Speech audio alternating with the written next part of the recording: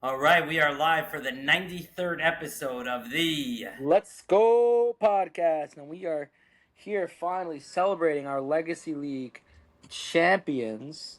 Still waiting to see when they want their Smash House dinner, but as you could see from Brian Cohen and Mordy Kirsch, you got the trophies out in front. The Jewels by DK. Yes, I'll say it again. Jewels by DK.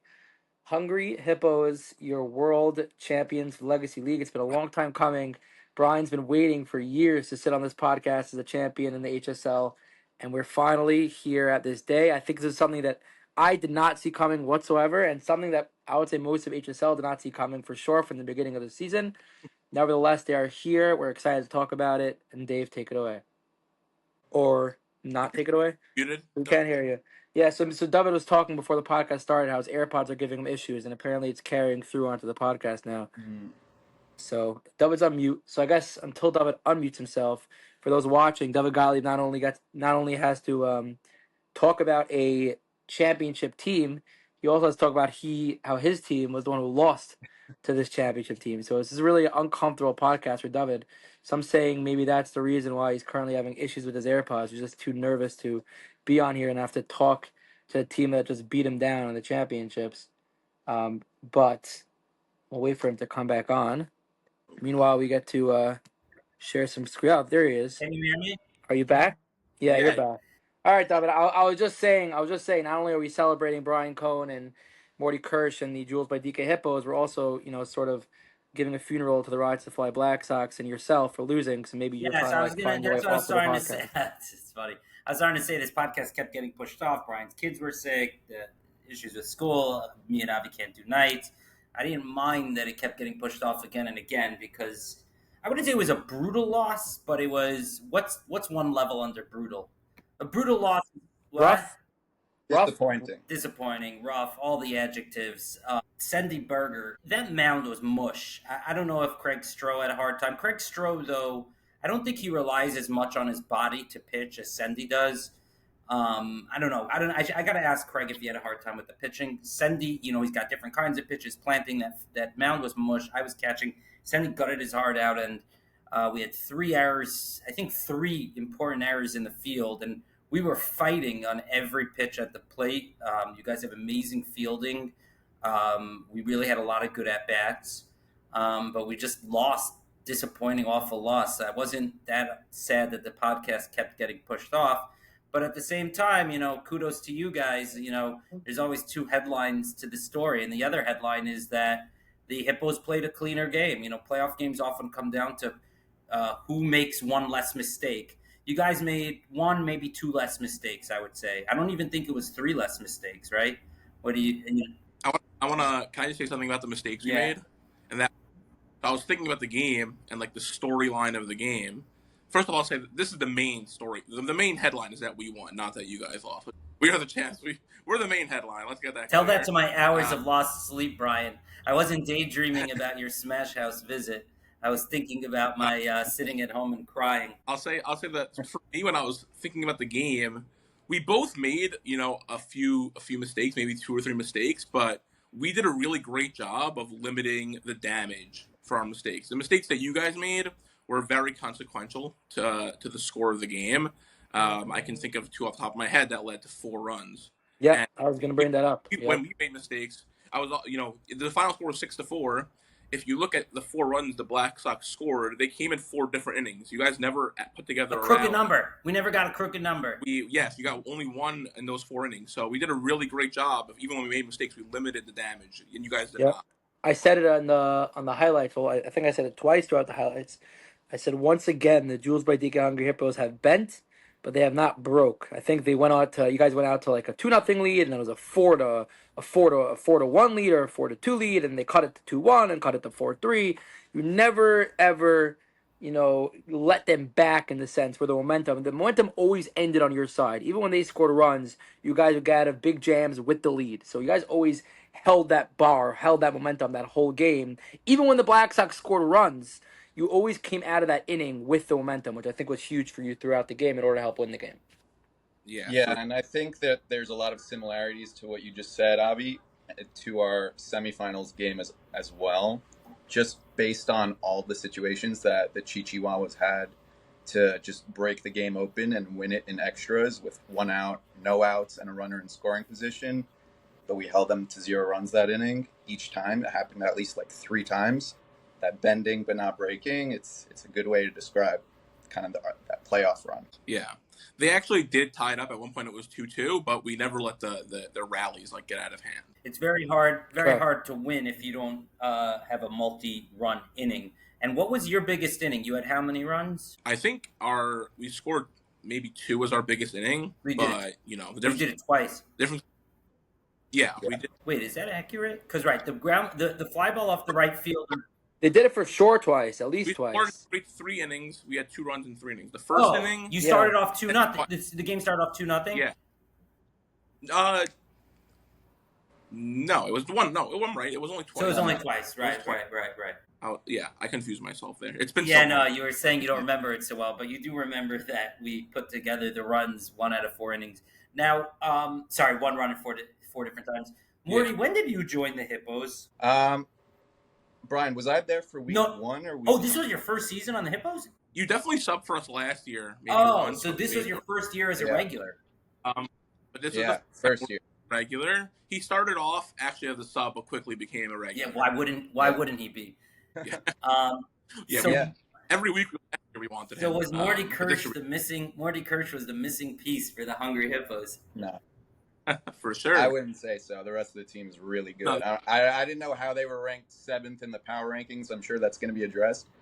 But I remember when Shlomo and Brian told me who was on this team, I was like, that's a really solid team. I don't understand how you guys don't win the championship. And also, like, thinking about the game again when I was going through this on my drive home last week, like, every single person contributed. At some point, everyone made a play or 2. It was a full team. In the championship game, you mean? Yeah, your pesky short center fielder also arguably robbed me of a hit. I don't know what you want to call it. The same guy who hit the ball off. He robbed you of like what would have been the biggest hit of the game. Why, there were men on when I hit that? I believe there was men on, and Yeah, there was. That guy, what's his name, Brian? We have to give him a shout out. I want to give him a shout out. What's his name? I wanted to have him on the podcast, actually. I like him. Nice guy. Joe Marcus. Joe is his first name? Yeah, Joe. Joe Marcus was dead in the water. The guy looked absolutely terrible at the plate. I'll be honest, for the first 2 at-bats. And out of nowhere, the man just had the big, and yeah, arguably it could have been caught in right field. The man hit a rocket on 2 strikes. And I forgot I was standing next to, and I'm like, this guy is dead. He struck out twice already. He looked awful at the plate. The guy hits a rocket in the biggest spot of the game, blows the game open at the time. I think breaks the lead from 1-3. And then the following inning, the Rise to Fly Black Sox are coming back. I think they had 1 on, 1 out, down by 2. And Dave, you had a nice shot to left center. The guy comes flying out of nowhere to make that catch. Yeah. Mm-hmm. He went from absolutely dead in the water to being arguably the MVP of the championship. Yeah, that was the 8th inning. It was an MVP inning for sure. Oh, that was the same. Unbelievable. Was the same inning, both those plays. Yeah, Yeah, the top and the bottom, I think, or wherever the bottom and then the top. Yeah. Wow. What a tough game. Now, that was a massive play in the field, but also that knock came at such an important time. Yeah. They say put the ball in play, and he put the ball in play. He called an error, But he didn't just put it in play. They made a tough play. He just put it in play. Yeah. 2 strikes, 2 outs. Like I said, I was shook, and the guy just ripped it. Like there's got to be some sort of clutch gene in there, because that ripped it, bullet right field. Yeah, I could tell you that he definitely looked a little lost the plate in the first few innings of the game. So in the 8th inning before that at bat, because him and Craig were actually slotted into that same spot in the lineup, and Craig was like, maybe do you want me to take this hit? And Shlomo was like, no, like Joe's getting a hit right here, and then it all worked out. So Shlomo knew Joe had that. That's pretty funny. So yeah, it was a very hard fought game. It was a great game. I enjoyed it. It's also interesting. I was hitting Craig well that day. I was in the on deck circle when the game ended. Sometimes there's a feeling, I don't know how you guys feel, being in the on deck circle of like a big game. You hope the guy before you gets a hit, or you don't want the bat in your hands. But I was feeling rare for the first time. I hit the ball hard off Craig twice. I actually wanted the bat in my hands. I also have to give myself a pat on the back for, I don't know if Mordy was the missing piece for the Hippos, but crisis struck at the right before the season for the Hippos, and I made the shidduch between Mr. Stroh and the Hippos. Yeah, we lost the pitcher. He's okay, Who thank was your God. He was in a pitcher? car accident. His name is Zach Kessler. He would have been our pitcher. He unfortunately had a car accident, and we He needed. played for you. He played for you guys in the past, no? We had his twin brother, Gabi. Oh God, right. They're twins. Gabi was going to be on our team too. We actually got to get 2 replacements because they were in the car together during the accident. Thank God, okay, but they couldn't play this season. So I was like scrambling. I was texting you guys. You put me in touch with Craig. So thank you so much for that. You definitely There's got to be did some a good kind thing. of clause, like when you provide the pitcher for the championship team, and then lose to that championship team. Like, there's got to be some kind of compensation. We're invited to the Smash House. I was gonna say. I want to Yeah, sit with you. I think I that's want to fair. sit with you bums at Smash House. Thank you. That's sweet. Craig is also a very good clubhouse presence. He's very easygoing. You know, he's a very easygoing guy. He knows how to be intense, but also have a good time. I've never played with him, but I've become pretty good friends with him of late. He'll call me like after the game. I called him. I thought he was going to trash talk me. He's like, how does it change my life? You know, he was pretty even keeled about it. This is all, this business as usual for Craig. Just roll in, win a championship, go home, whatever, no big deal. So me and Craig are actually, this fall, Ezra Hashem, I'll be playing HSL fall basketball, and me and Craig are joining forces. We're going to be on the same team. We're going to have really Alta Cockers. So we need some young blood on the team. Adam Bromberg's supposed to join us, so we'll see exactly who's on the squad. We're doing 2 tiers. We're doing 2 tiers for the first time for the fall. Nice. So we're trying to inspire the tier 2 people to trying to tell them it's not you're still extremely masculine just because you're playing in tier 2. You don't lose any masculinity coming down to tier 2. We talk about this all the time. In softball, it's different. In softball, okay, we're playing tier 2. It's more chill. It's not as super intense. For some reason in basketball, if you're playing in a tier 2, it's like all of a sudden you're less of a man. You're not as masculine. You're not as strong. You're not as physical. No one wants to do it. Like no one wanted to do it last year, and we had 3 teams that could barely win a game. So we're trying to incentivize and motivate and push this tier 2 really hard in the fall when we get to it in the next couple of weeks. By the way, speaking of MVPs of that game, Brian Cohen, Avi, how many times were you on base? I'm pretty sure I went 3 for 4. Yeah, you had a big day at the plate. That's a captain lifting his team to a championship right there. Yeah, no, I mean unfortunately, we were talking about it before. Ozzy had that misplay in the field, but that was a huge hit for us. After you guys had tied it up at 2, and I was able to drive in 2 runs, and at that point, the momentum was ours for the rest of the game. So that was definitely a big hit. It's tricky though because Avi Crone jumps for that play. He was the short center fielder. I don't know if he screened Ozzy. I'm not sure exactly what happened there. He jumped? No, he didn't. No, you're thinking of the wrong play, Dave. Oh, when I hit the ball at the center field. Oh, which was the one where Crone jumped? That was who hit that? I'm not. That wasn't Brian's. That didn't have an impact on runs. The 2 plays that impact on runs was Brian Cohen was up with 2 on and 2 out. He had a drive to center where Ozzy broke in on it, then went out on it, and went over his head for a 2-run double. And then, as we said before, his name is Joe, right? Yeah. Joe had a line drive bullet, a low line drive to right, where your right fielder bobbled, which also led to a run or 2. It was all right fielder that play, so he was like running into the right, his right. So that it would have had to be a really nice play. Yeah, but those are the 2 plays that caused the 4 runs. So this is pretty interesting. Okay, got it. See, it's pretty interesting. Mordy joins the Hippos. They win a championship right away. Brian has been fighting towards this for like 6 years. It's pretty funny. Hit up. I don't know if you know who Andy Rosen is. Yes, I played with him one season. So his team was the first team I played for. So I was asking him when he thinks I started in the HSL. So we think I actually started in 2017. So that would make this my 9th season in the league. So it's been a long time. Wow. So yeah. What number year as a captain? This is only my 2nd year. The Hippos was the first time I was a full. Really? No way. No way. Yeah, no. This is only the 2nd year that I was a captain of the team. Who was the captain before you? So I played on a bunch of teams. I was on Rita's team. I think I might have taken a year off actually at some points. Maybe it was my 9th year, but COVID, whatever. I played on a whole bunch of teams. When I played with Andy for many, many years, him and Eric Sturm were the captains. I don't know Yeah, if you know Eric, I know. but I played with them all 1 year. they were the captains. I mean, I Hmm. always help out like finding subs and stuff like that for whoever I was playing for, but Some reason in my mind, you've been captain for like 5 years. it feels like that. Being captain for 1 year feels like 5 years. It's never easy. It's never easy. So Morty, you're playing nightball in the spring. What Yeah. team are you on?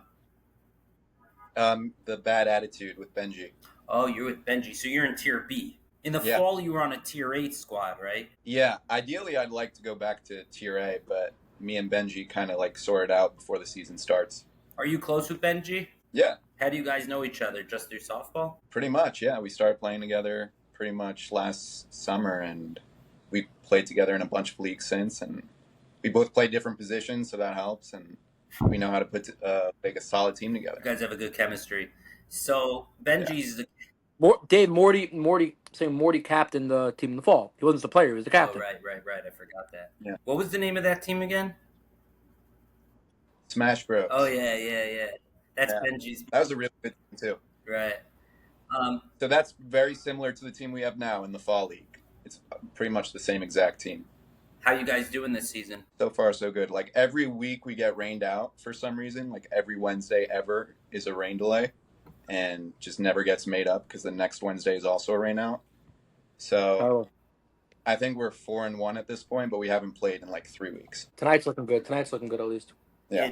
The weather's been crazy, and also North Woodmere Park. You know, Avi and I are taking over the night league. North Woodmere Park just seems like a bad place to do business because there's nothing they love more than putting out a message. You guys are not having fun tonight. So, I think we need to try. You know, there's a park in Wantagh, which is like 30 minutes away, but I would move as much time. My feeling is move as many dates there as possible just to ease some of the crunch at the crazy North Woodmere. But obviously, like, oh, maybe people won't want to drive 30 minutes. But what happened this past spring nights is just, it's not doable. You can't run a league. They had a rain out this past Thursday night. It hadn't rained since Saturday. It was like shocking to me. I really don't understand it. It doesn't seem like a good place to be doing business. I don't know what you guys think about the Wantagh idea. I mean, that's a far away from where I live. Oh, right. I forgot. You're coming from Riverdale. It's a shame though, because North Woodmere has great fields, so it's tough that they're And it's still local. and it's local. Yeah. Speaking of being a far way away, what comes next for the Hungry Hippos if Mr. Cohen moves to Teaneck?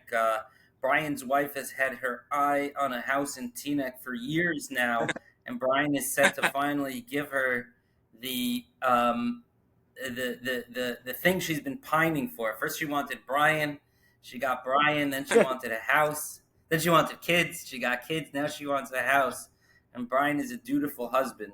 So if you do make the journey over the GWB, what happens to the Hippos?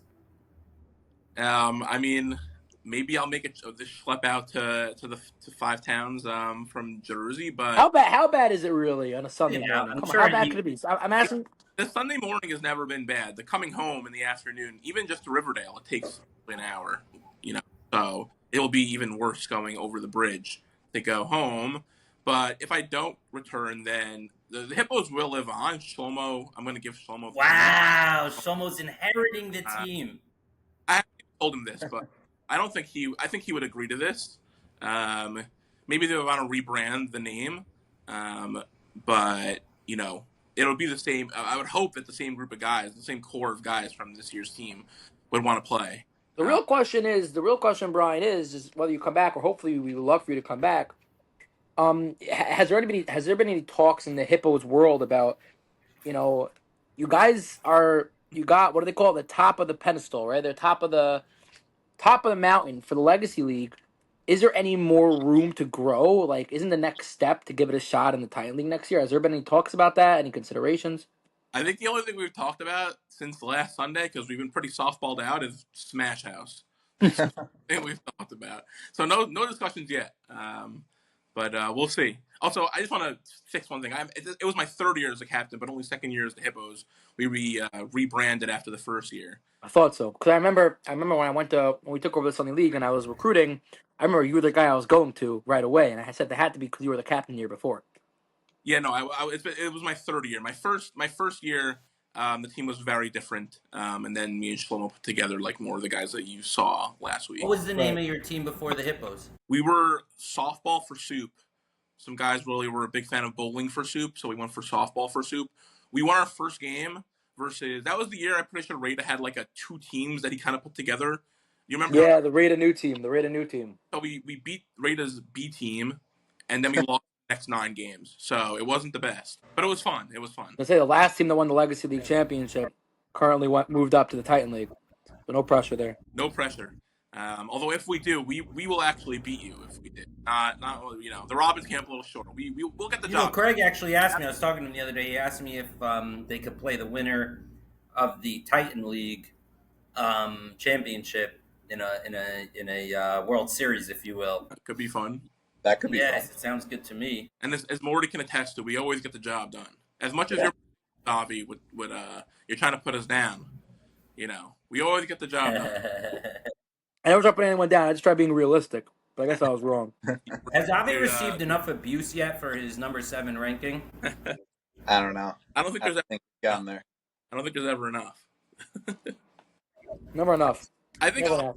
would agree that was probably one of the worst, outlooks on a team he's had, and just like not even just trying to be mean. Like I think just like looking back, you just didn't have a clue on who was actually Looking back at the season, I think I put you guys. You didn't know half the guys on our team. Looking back at the season, I think I put you guys 3 or 4, probably 3. I mean, that's. I would still put the Black Sox ahead of you. I would still put Cobra Rentals ahead of you. So I was talking to David after the game on last Sunday, or I was talking to David, or I was telling this to Shlomo, how we lost 3 games this year. We lost to the Grasshoppers, we lost to the Chihuahuas, and we lost to the Black Sox. And again, David, we were talking about how this is all from Hashem. Our 3 playoff wins were versus the Grasshoppers, the Chihuahuas, and the Black Sox. That's so crazy. We beat every team in the league. That's pretty amazing. That's amazing. Regarding what was I going to say about the 7? Oh, what's funny also is that the Cobra Rentals was so close to beating you guys. If they had won, like Avi's entire podcast would be about how he got the 1 and the 2 seed right. There would be no discussion about the championship, no discussion about the game. That's all it would be about, how he got it right. He was this close. He was this close to his number 7 thing being eliminated into the dustbin of history. But you guys pulled through, BH. Yes, but he'll go wrong. Well, I did receive a lot of hate for putting the Black Sox at 2 before. That was probably, by the way, more. The Hippos. No offense to the Hippos, at the time they weren't. There were really no eyeballs on them. So yeah, they might have been better than the 7. I wasn't getting a lot of feedback about the Hippos should be higher than 7. Although the most intense feedback I was getting was, how can you put the Black Sox 2? This should be 2. They should be 2. So I was living in that little bubble for a while. How I put the Black Sox 2 and they pulled through for me. But then after the Hippos beat the Cobra Rental Chihuahuas, I fell back into the doldrums of the 7 seed ranking before the season. So when is the Smash House dinner or lunch, whatever you guys are doing? We're still figuring it out. It might be. I was actually gonna text you later today and get back to Avi. Was my plan at some point before Shabbos, but we're hopefully gonna do it at some point in the first week or 2 of July. Is what we're hoping. We need to know 2 things. We need to know when. We need to know where. Is it going to be at Smash House? Are they going to be sending you food? Are you going to be going there? What time? If you're going to be going there, that's all. That's the information we got to know. House, I can tell you that it'll be at Shlomo's house. Oh, nice. Very cool. We don't want to do it at the restaurant. Nothing against the restaurant. We just want to have our own This place. week we can have some beers, also. Yeah, it'll be victory. Good. Yeah, I'll have to be there in order, obviously, just to get content, strictly for the content, nothing else. Yeah,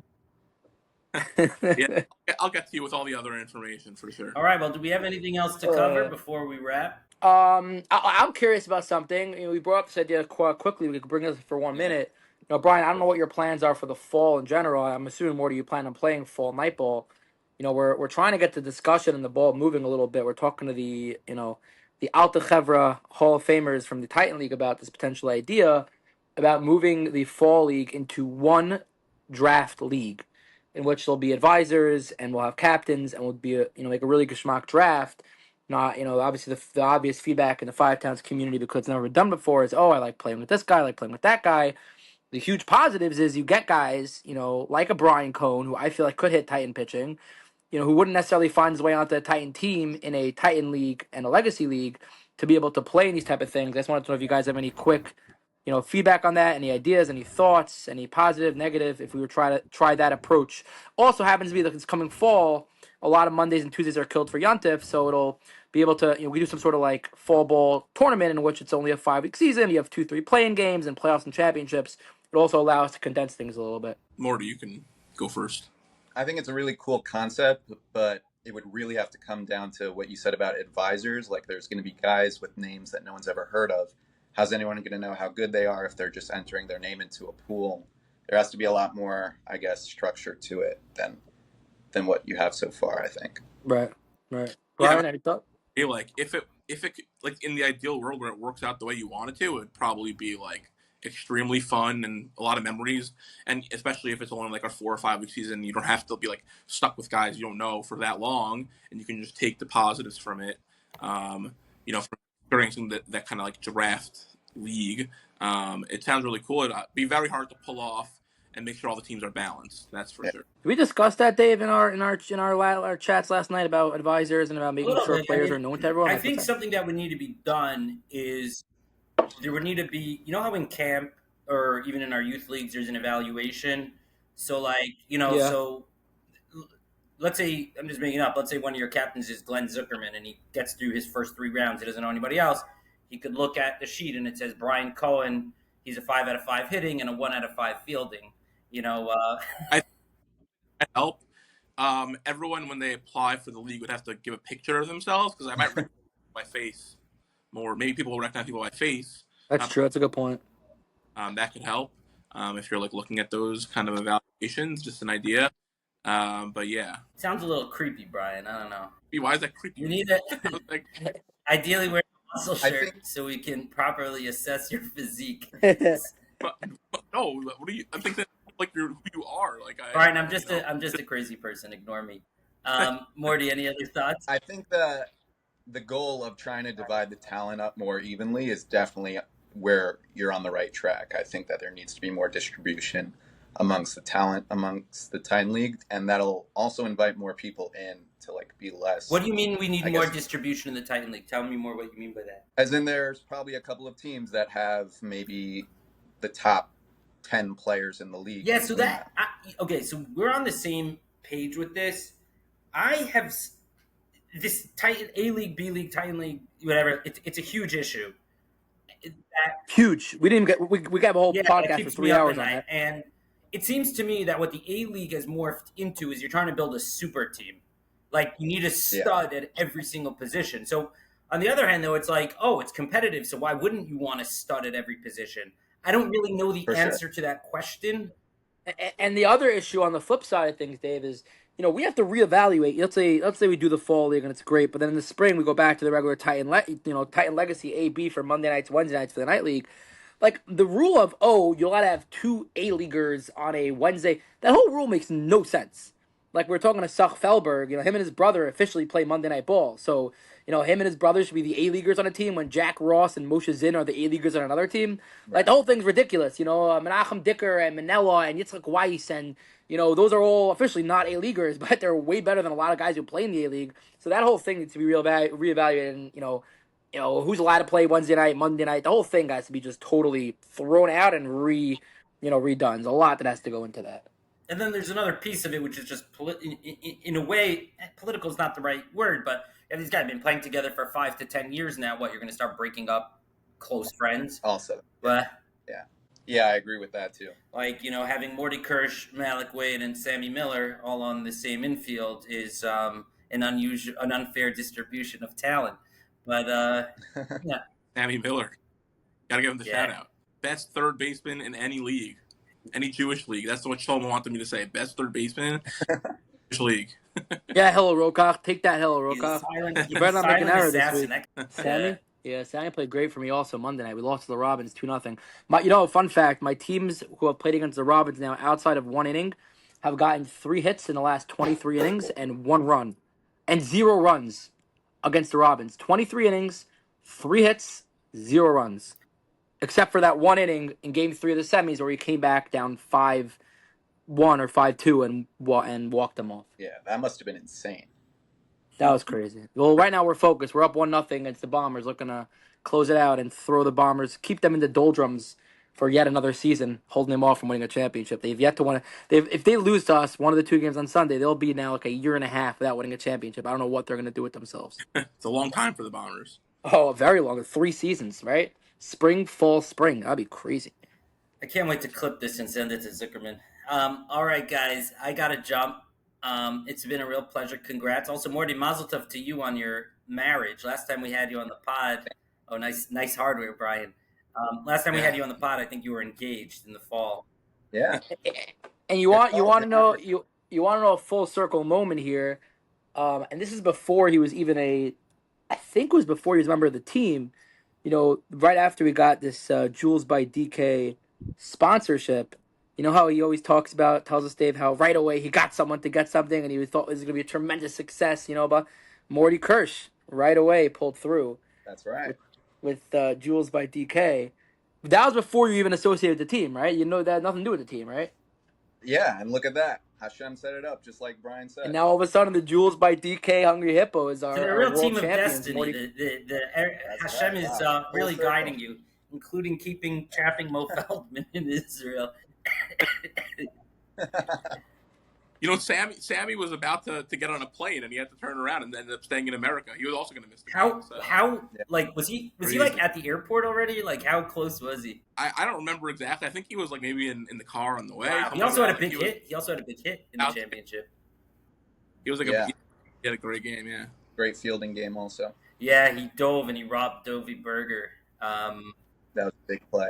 I posted that in my team chat. I posted that play, and Dov Manel was like, "Why are you posting that shit here?"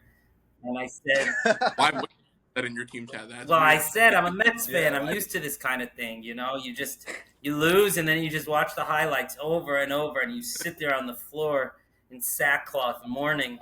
You live in the pain, I don't do that. That sounds horrible, though. You shouldn't do that. Sometimes you just got to admire. Sometimes you just got to tip your cap, Oh, yeah. It was a great play. I get that feeling. I'm still doing that from RSK on Sunday. We were up 2-0, pitched a perfect game till the 7th, a one-hitter, and we blew it. And I'm still every morning. I woke up now 4 mornings since that Sunday. Every morning, the first thing in my mind is, dang, we were so close to winning and advancing to the semifinals with this team of 12th graders. Advancing to the finals or the semifinals? No, we're up 2-0 in the bottom 7th. Was in the quarters? I thought it was in the semis. It was in the quarter. No, it was in the quarters. It was in the quarters. Wow. But this is the Muncie All-Star team, the team that they're talking about bringing as our All-Stars. I'm pitching for 12th graders. They're about to beat them 2-0, and then we get walked off. All right, I got to jump, guys. All right, thanks, guys, for coming on. Congrats again. It's been a pleasure, as always. Take care. All right, have a good one. Yeah. Guys, so...